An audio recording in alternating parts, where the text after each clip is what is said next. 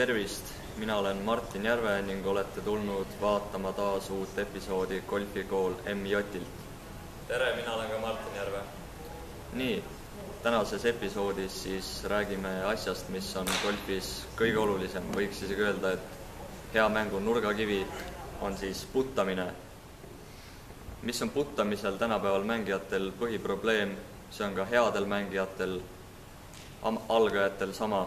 Kardetakse mingilt poolelt mööda lüüa, kardetakse lüüa vasakult poolt mööda, paremalt mööda. Meil on teile väga lihtne harjutus selle jaoks, mida te võite siis rajal või harjutusgreenil proovida.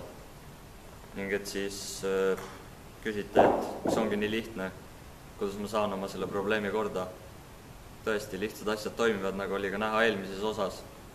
Kui te kardate lüüa vasakult poolelt mööda, putt breikab vasakule, ei ole mõtet lüüa naiste poole pealt mööda. Sihtige rohkem paremale.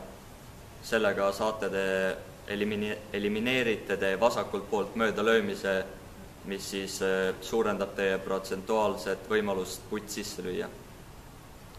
Nii, et siis mitte seda putti vasakult mööda lüüa, tuleb sihtida natuke paremale, mis elimineerib siis vasakult poolt mööda löömise võimaluse.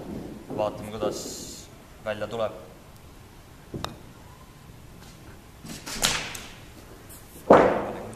Nii, nagu nägite, siis putt ei läinud sisse, vaid läks kõvasti paremalt mööda, kuigi ma kartsin vasakult mööda lüüa. Asi oli selles, vaadake, ma kompenseerisin liiga üle, kartsin vasakult mööda lüüa ja lõin liiga paremale, sellepärast läks putt paremalt mööda. Vaadake, et teie üle ei kompenseeriks ega ei võtaks liiga palju breiki teisele poole.